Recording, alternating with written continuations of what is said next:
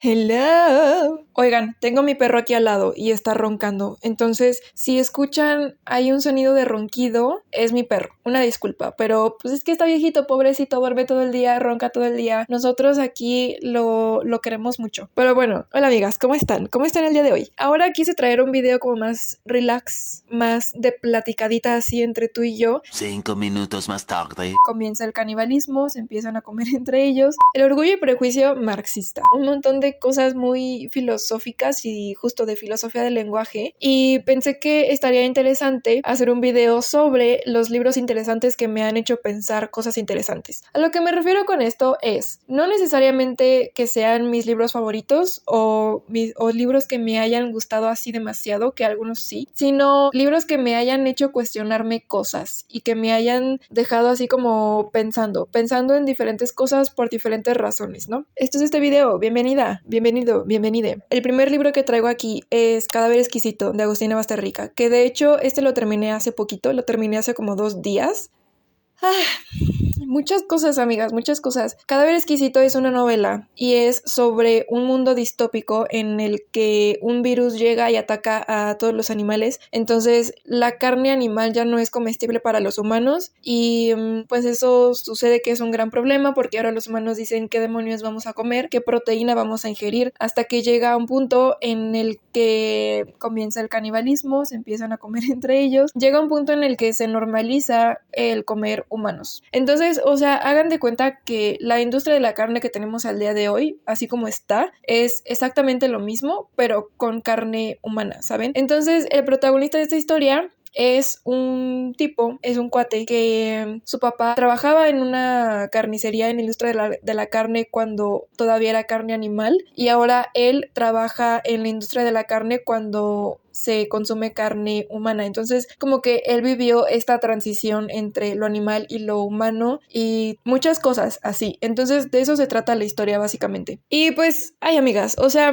creo que es muy evidente la crítica de Agustina Basterrica hacia la industria de la carne. Creo que pues es bastante obvio lo que está haciendo, el hacernos cuestionarnos a nosotros como si esto te parece grotesco, porque literal te describe la industria de la carne y lo que sucede dentro de la industria de la carne, pero tú sabes que está hablando de seres humanos y no de animales, ¿no? Entonces, creo que es bastante obvio como ese cuestionamiento de por qué, o sea, sí, obviamente pues es canibalismo, ¿no? Pero como lo terrorífico también es cómo se le trata a los animales el día de hoy. Pero más allá de eso, que sí es muy importante y sí es como, no sé, ya no quiero comer carne, pero más allá de eso, a mí me pareció muy interesante en algunas entrevistas que vi también de Agustina Basterrica, algo que mencionaban era que también está la metáfora del capitalismo como canibalismo, ¿no? Y eso se me hizo súper interesante porque pues sí es cierto, ¿no? O sea, como el capitalismo como un mundo en el que metafóricamente nos comemos entre nosotros, ¿no? O sea, se comen unos a otros, como un mundo en el que los más poderosos,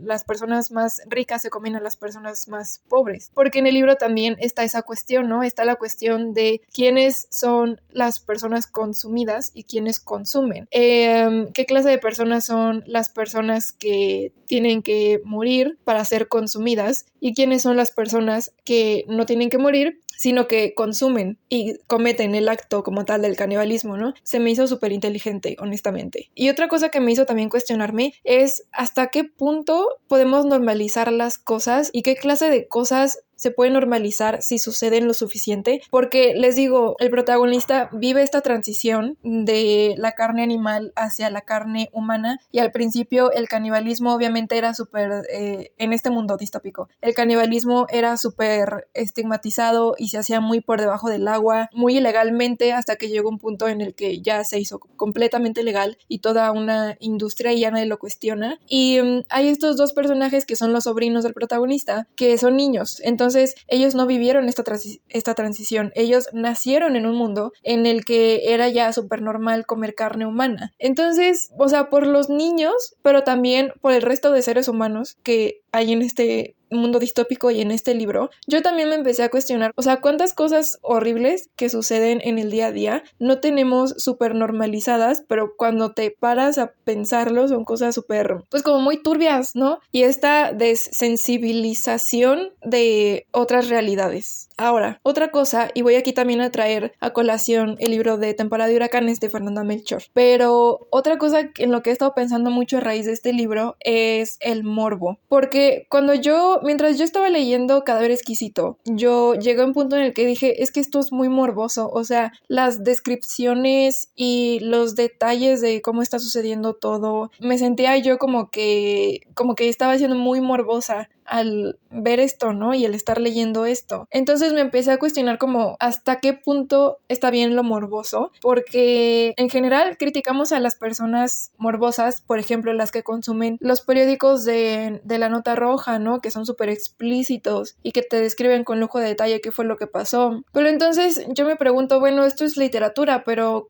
hasta qué punto está bien ser parte de lo morboso y si, o sea, ¿cuál es el límite, ¿no? Y cuál es la diferencia entre, por ejemplo, Cadáver Exquisito y La Nota Roja, ¿no? Y traigo también a colación Temporada de Huracanes de Fernanda Melchor, porque no sé si tú lo has leído, pero bueno, porque una crítica que he visto que hacen mucho a Temporada de Huracanes es que Fernanda Melchor lucra con la pornomiseria. Y yo no estoy para nada de acuerdo con esa crítica, la verdad, pero sí me pregunto justamente esto, ¿no? Como, ¿cuál es la línea? O sea, justo, ¿cuál es la diferencia entre leer La Nota Roja y leer Aquí no es Miami, también de Fernanda Melchor, ¿no? Que pues es también un poco sobre eso, ¿no? O sea, si tiene que ver con que una cosa es ficción y la otra no, tiene que ver con que uno es literatura y el otro no, tiene que ver con la intención de quien lo escribió, porque Cadáver Exquisito y Temporada de Huracanes pues tienen como una intención detrás y tienen un pensamiento bastante profundo detrás y tienen una crítica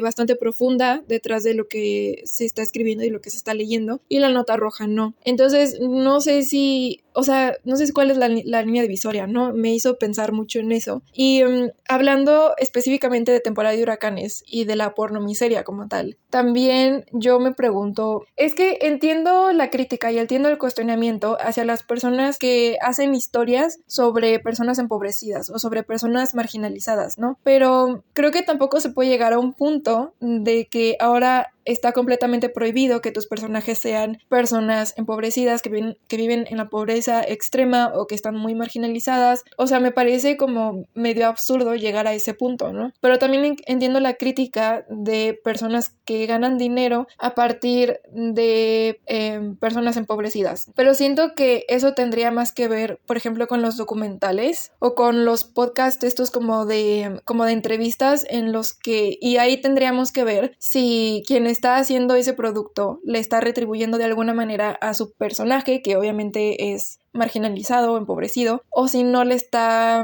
retribuyendo absolutamente nada. Eso yo creo que sería lo cuestionable. Pero al momento de ser ficción, pues me parece medio absurdo, la verdad. O sea, tal vez estoy mal, no sé ustedes cómo lo vean. O sea, entonces llegamos al punto de que ya no se puede escribir ficción con este tipo de personajes. No lo sé. Ahora, con un tema muy diferente.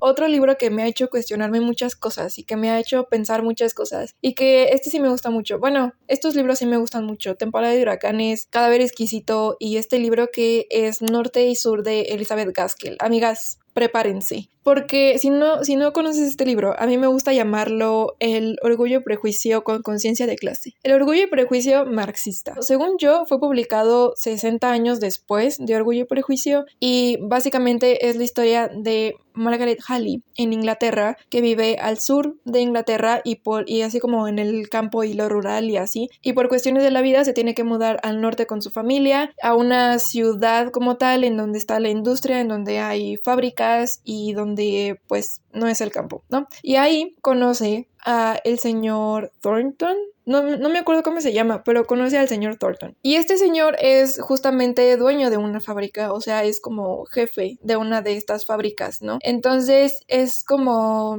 pues como que al inicio se odian el uno al otro porque una viene de lo rural y el otro viene de la ciudad, y además una critica al otro porque pues el señor Thornton pues pertenece a este sector de la población que es de la clase privilegiada, ¿no? Y que es que no digo que este señor sea malo porque no creo que sea malo. Simplemente viene de una clase privilegiada y es jefe de, pues, de los obreros, ¿no? Entonces hay ahí como todo un tema de las clases sociales, de la explotación del obrero, del proletariado y estas cosas. Para sorpresa de nadie surge o sea, se odian, pero eventualmente empieza a surgir la chispa del amor y pues ya saben, ¿no? Y pongo este libro en este video porque a mí me hizo pensar y cuestionarme mucho sobre qué escribían las mujeres antes y qué les era permitido escribir, ¿no? Porque para mí es muy evidente que en este libro Elizabeth Gaskell quería decir un montón de crítica social justamente hacia la clase privilegiada y de cómo oprimen al proletariado y a la clase obrera. O sea, literal es una crítica, ¿no? Así como hecha y derecha, pero como que disfrazada de historia de amor. Entonces yo tengo en mi cabeza la teoría. Tal vez estoy mal y tal vez no es así, no lo sé, pero yo en mi cabeza tengo la teoría de que en realidad Elizabeth Gaskell quería pues esto, ¿no? Como hacer esta crítica, pero como en esas épocas no era tan socialmente aceptado que las mujeres escribieran sobre ese tipo de cosas, lo disfrazó como una novela de romance,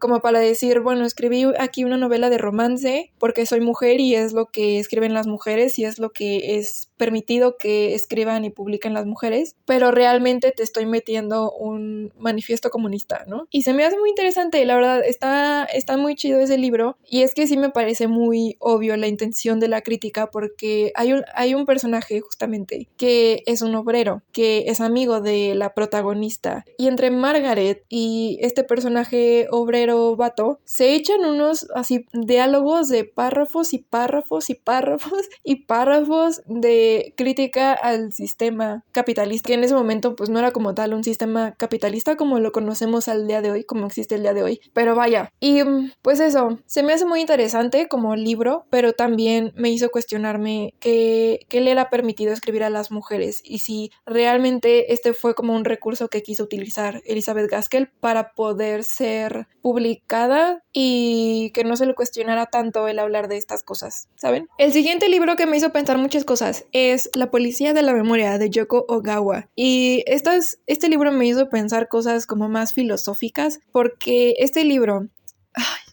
Es que tengo como muchos sentimientos encontrados con este libro, porque resulta que hay una isla en la que de repente empiezan a desaparecer objetos, pero también el concepto del objeto y la palabra para ese objeto. Por ejemplo, un día despiertas y resulta que ya no existen los sombreros. O sea, los sombreros desaparecieron de la faz de la tierra y tú ya ni siquiera tienes el recuerdo de lo que es un sombrero. Entonces no te parece raro porque pues para ti nunca han existido los sombreros, ¿no? Y así empiezan a desaparecer diferentes cosas, como los pájaros, por ejemplo, las fotografías y así, ¿no? Como que cada día desaparece algo nuevo y resulta que hay personas, pocas, pero hay personas que sí recuerdan absolutamente todo. O sea, como que en la sociedad en general se les borra el recuerdo y la memoria y el concepto de los objetos, pero hay personas a las que no se les borra esa memoria. Entonces ellos saben qué onda y ellos saben qué es lo que ha estado desapareciendo, ¿no? Y entonces el gobierno tiene una policía de la memoria que se encarga de como cazar a estas personas que sí tienen la capacidad de recordar,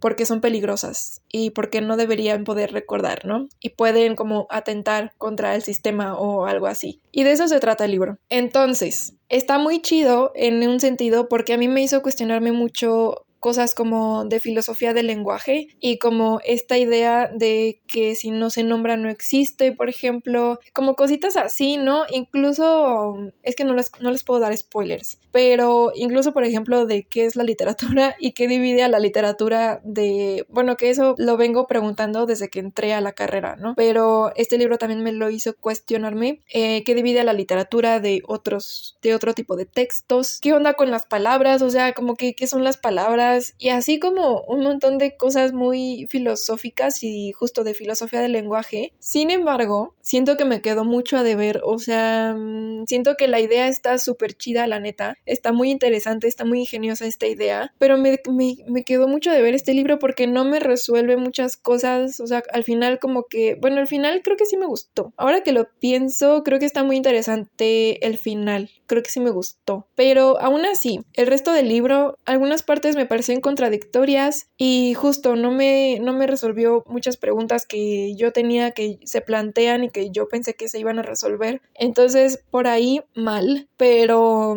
está muy interesante el concepto, ¿no? De que colectivamente la sociedad olvide ciertos conceptos, ciertos objetos y cuál es el límite. O sea, porque este libro lo lleva al límite, ¿no? De hasta dónde puedes llegar al desaparecer cosas. Además, creo que según yo van a hacer una película. No sé cómo vayan con la película y creo que va a ser creo que la va a dirigir Martin Scorsese, pero no estoy segura y estoy muy intrigada de cómo va a ser la película. Seguramente va a salir en 80 años, pero bueno. Otro libro que me ha hecho, bueno, estos son varios libros que me han hecho cuestionarme cosas. Son los libros de Dalia de la Cerda. O sea, creo que ella como escritora me hace cuestionarme bastantes cosas por razones diferentes. Yo leí Desde los Zulos, que es un libro de como de ensayos mezclado con autoficción y como con crónica y hay varias cosas. Y leí Medea me cantó un corrido, que es el último libro que sacó, y también antes, no lo tengo aquí, pero ya había leído Perras de Reserva. Ahora, miren. Por ejemplo, Desde los Zulos, a mí la verdad es que sí me gustó. Habla mucho sobre el feminismo, ¿no? Y es como, pues como una crítica a desde dónde se hace el feminismo y muchas reflexiones sobre el feminismo blanco, desde dónde se escribe y se teoriza y se hace el feminismo. Y me pareció muy interesante porque a mí sí me hizo cuestionarme muchas cosas a mí misma, ¿no? Y sí me dio como un gran cachetadón de la realidad en la que yo vivo y lo que yo pienso sobre el feminismo y vaya, sí me dio un gran cachetadón. Creo que esa es mi reseña de este libro. Pero sí debo decir que hay algunas cosas con las que yo no estoy de acuerdo que ella escribe aquí. No sé, a veces sentía que estaba leyendo una pelea en Twitter, ¿saben? Pero bueno, más allá de eso, sus libros de narrativa como Medea me cantó un corrido y Perras de Reserva, a mí me hicieron cuestionarme también qué es lo que se escribe, qué tipo de historias se escriben y cómo son recibidas esas historias. Porque no es ningún secreto que estas historias son problemáticas en el sentido de que son historias de gente que está involucrada en el narco, por ejemplo. En Medea me cantó un corrido, hay varios cuentos sobre el aborto y el aborto está muy presente ahí. O sea, en general son historias que creo que es muy fácil que se caiga en lo blanco y lo negro y creo que es muy fácil que se caiga en no matizar la problemática que se está planteando. Y algo que me gusta mucho de los cuentos de Dalia es que justamente estos personajes no son ni completamente buenos ni completamente malos. Bueno, algunos sí, ¿no?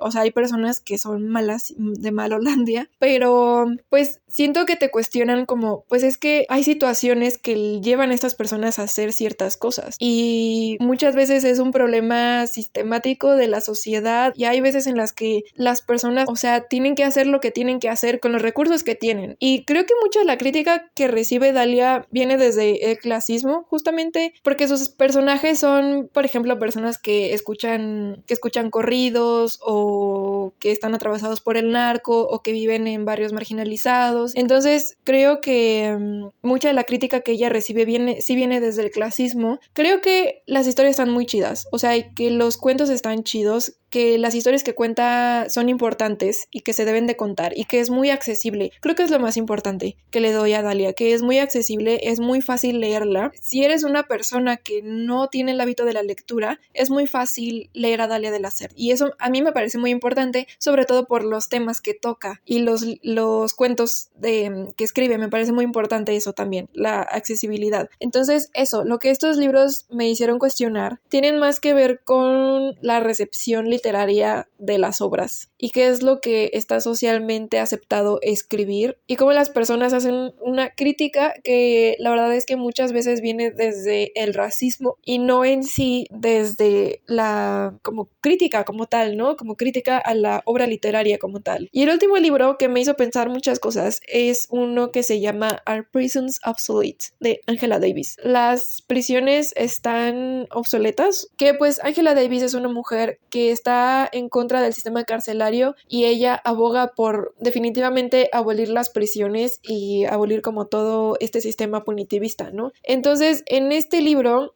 ella te explica y te dice todo lo que está mal con el sistema carcelario, con el sistema penitenciario, te habla de la corrupción que existe detrás, te habla de las injusticias que existen detrás, te habla también de quiénes son los que están en la cárcel, porque muchas veces son personas que estuvieron en el momento equivocado, en el lugar equivocado. O sea, hay muchas personas inocentes en la cárcel, ¿no? Y también, pues como que no es ningún secreto que las personas que están en la cárcel son en su gran mayoría personas racializadas o personas empobrecidas, ¿no? Entonces, Angela Davis critica todo esto, critica todo este sistema de cárceles y también critica la parte de la reinserción social, porque se supone que la cárcel es un sistema de reinserción social, o sea, como que el objetivo final es que la persona pueda regresar a la sociedad y como readaptarse a la sociedad. Pero obviamente eso no sucede e incluso habla de cómo las personas que están dentro de la cárcel que sí quieren, que sí hacen el esfuerzo como de, pues de estudiar, por ejemplo, de hacer el bachillerato dentro de la cárcel porque hay como todos estos programas para que lo puedas hacer. Muchas veces, o la gran mayoría de las veces se les pone el pie y entonces la propia cárcel sabotea el sistema de reinserción social que se supone que es para lo que sirven las cárceles, todo un tema ahí. Entonces, la verdad es que está muy interesante toda esta investigación y me parece muy, muy, muy importante y como que te abre mucho los ojos. Sin embargo, cuando lo leí, yo estaba muy como, o sea, yo dije, wow, tiene toda la razón y es que no es posible que exista esto y no puede ser como tratan a las personas allá adentro y todo lo problemático que es esto, que sí, o sea, lo sigo pensando, honestamente, lo sigo pensando, pero creo que ahora que lo veo a la larga, pienso que muy deliberadamente Angela Davis escoge, porque habla también de casos particulares, ¿no? Entonces, escoge casos específicos, muy, muy, muy específicos, que no representan como el resto de la población. O sea, habla, por ejemplo, de prisioneros políticos, de activistas que están a la cárcel, y saben como que de estos personajes que evidentemente están en la cárcel no porque sean malas personas, no porque sean criminales, sino porque no sé, se defienden o justo son activistas, son críticos de la política o lo que sea. Entonces eso pues a mí se me hace cuestionable en el sentido de, ok, sí entiendo que el sistema es corrupto y que hay personas que no deberían estar ahí y que son encarceladas de manera muy injusta, pero ¿qué pasa con las personas que sí cometen crímenes, saben? ¿Y qué pasa con las personas que sí son, pues que sí son malas y que sí cometieron diferentes crímenes y que sí están en la cárcel porque son culpables de lo que hicieron? Y eso, la verdad es que Angela Davis no lo toca. O sea, al final como que no aborda ese tema. Al final se me hace hasta como un poco tramposo el que, ok, sí entiendo toda esta crítica y estoy completamente de acuerdo con lo que estás diciendo. Amigas, mi cámara dejó de grabar y luego me tuve que ir, pero ya regresé. No iba a decir mucho más, o sea, básicamente eso, que está muy interesante, que me hizo cuestionarme muchas cosas, pero que me quedó debiendo pues como alternativas y otras soluciones, vaya. Y también se me hace un poco tramposo solamente hablar de casos específicos que son de personas que no deberían estar en la cárcel como tal, ¿no? Entonces, bueno, esos son todos los libros de los que te quería platicar. Dime en los comentarios si tú ya leíste leíste alguno de estos libros y si no, si te interesa alguno y qué otros libros tú has leído te hayan hecho pensar muchas cosas, ¿saben? En general creo que sí pueden ser como libros que me han gustado mucho, pero la característica aquí es libros que me hicieron cuestionarme muchas cosas, ¿saben? Y que me hicieron pensar en muchas cosas. Entonces, bueno, muchas gracias por ver este video. Nos vemos en otro. Adiós.